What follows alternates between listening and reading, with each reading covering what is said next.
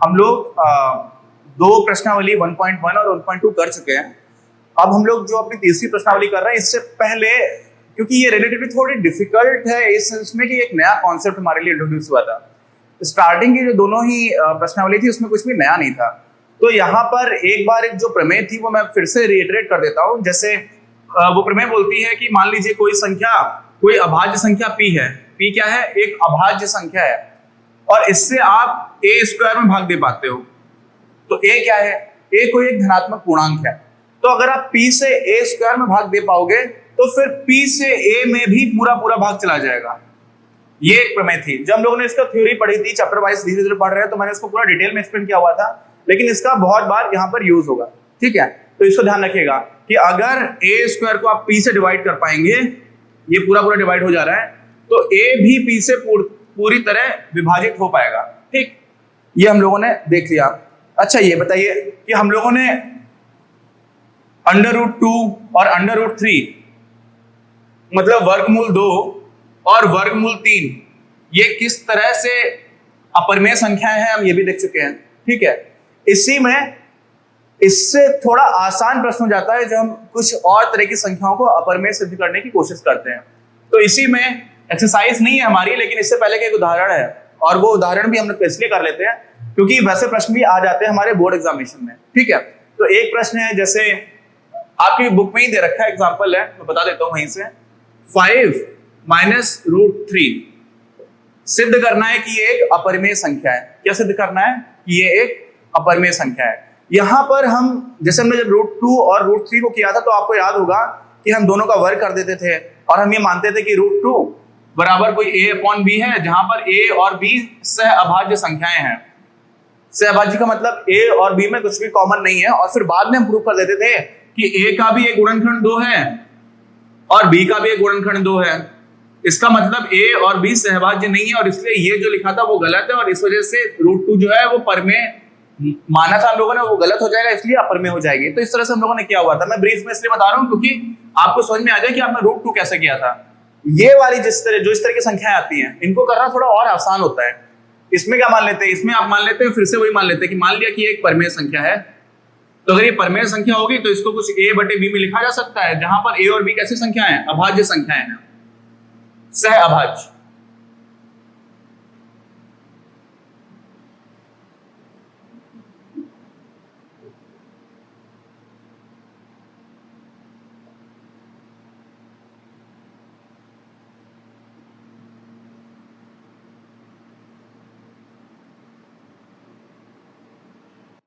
क्या लिख दिया यहां पर कि a और b सहभाज्य तो है, लेकिन साथ में a और b पूर्णांक भी हैं, और पूर्णांक को हम लोग z से रिप्रेजेंट करते हैं, तो पूर्णांक भी हो गया। साथ में b जो है वो शून्य नहीं होता है, ये हम लोग पहले देख चुके हैं। ठीक, ये लिखना जरूरी है क्योंकि इसके बिना जो a और b है उसका पूरा पूरा मीनिंग क्लियर नहीं होगा। ठीक है, अब हम लोगों ने ये मान लिया। अब क्या करते हैं?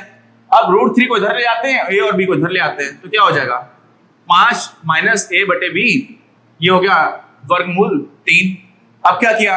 अब हम लोगों ने इसी को थोड़ा सा सरल कर लिया, 5b माइनस a/b, और यहां पर आपका आ गया √3। बस इतना करना है, ये बहुत ही आसान है। इसमें इतना क्यों करना है? b और a क्या है? पूर्णांक है। पूर्णांक से आप पूर्णांक का गुणा करोगे। 5 भी एक पूर्णांक है, b भी एक पूर्णांक है, इसका मतलब ये तो आपको एक पूर्णांक मिल गया। क्या मिल गया? ये पूर्णांक। और a क्या है? a भी एक पूर्णांक है, तो आप एक पूर्णांक से दूसरा पूर्णांक घटा रहे हो तो भी आपको एक पूर्णांक मिलेगा, और फिर आप एक पूर्णांक में किसी दूसरे पूर्णांक से भाग दे रहे हो। ठीक, तो यहां पर तो ये पूर्णांक मिला आपको, और ये भी एक पूर्णांक है, और आप एक पूर्णांक से दूसरा पूर्णांक घटाओगे, z1 से मान लीजिए z बोल लेते हैं पूर्णांक को, z2 घटा रहे हो तो आपको कोई पूर्णांक ही मिलेगा। ठीक, अब उस पूर्णांक में आप क्या कर रहे हो? एक पूर्णांक से भाग दे रहे हो, और आपको पहले से ही पता है कि जो b है वो शून्य तो है नहीं। ठीक, तो आपने एक पूर्णांक में दूसरे पूर्णांक से भाग दिया तो आपको क्या मिलेगा? एक परिमेय संख्या मिलेगी। तो ये जो पूरी संख्या है वो क्या हो गई? ये हो गई आपकी एक परिमेय संख्या। लेकिन आप ये जानते हैं कि √3 यानी कि वर्गमूल 3 ये तो एक अपरिमेय संख्या है।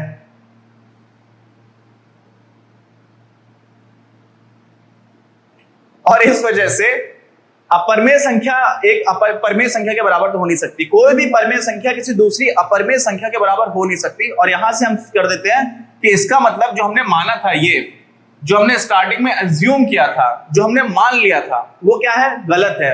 और अगर ये गलत है, इसका मतलब 5 माइनस रूट 3 को आप a बटे b के फॉर्म में लिख ही नहीं सकते। और अगर नहीं लिख सकते, इसी का मतलब क्या हो जाएगा, इसका मतलब हो जाएगा कि 5 माइनस रूट 3 जो है वो एक अपरिमेय संख्या है। तो इसकी आप लैंग्वेज कैसे लिखते हो, मैं लिख करके आपको बता देता हूं।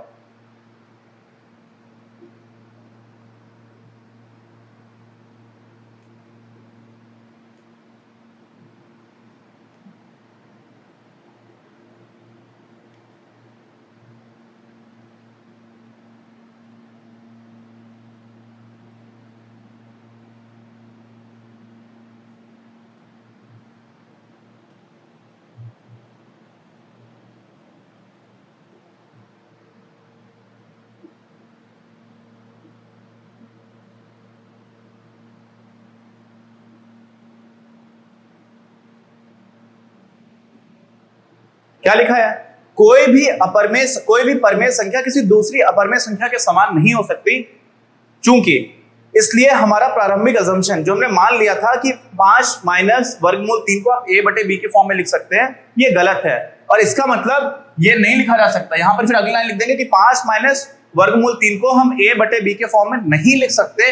और इस वजह से, किस वजह से, और इस वजह से 5 माइनस रूट 3 जो है वो a बटे b में लिखा नहीं जा सकता। और इस तरह से 5 माइनस रूट 3 क्या हो जाएगा, अपरिमेय संख्या, क्योंकि यही तो अपरिमेय संख्या की परिभाषा होती है, जिसको आप a बटे b के फॉर्म में नहीं लिख पा रहे हैं, जहां पर a और b पूर्णांक हों।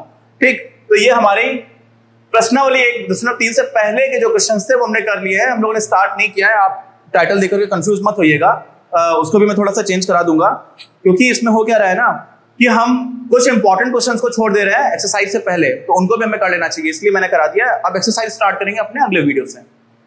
अगर आपको ये वीडियो पसंद आया तो प्लीज इसे अपने दोस्तों के साथ शेयर करें, लाइक करें, आपके अपने चैनल अपनी क्लास को सब्सक्राइब करें और बेल आइकन को प्रेस करना ना भूलें। Thank you very much, have a nice day.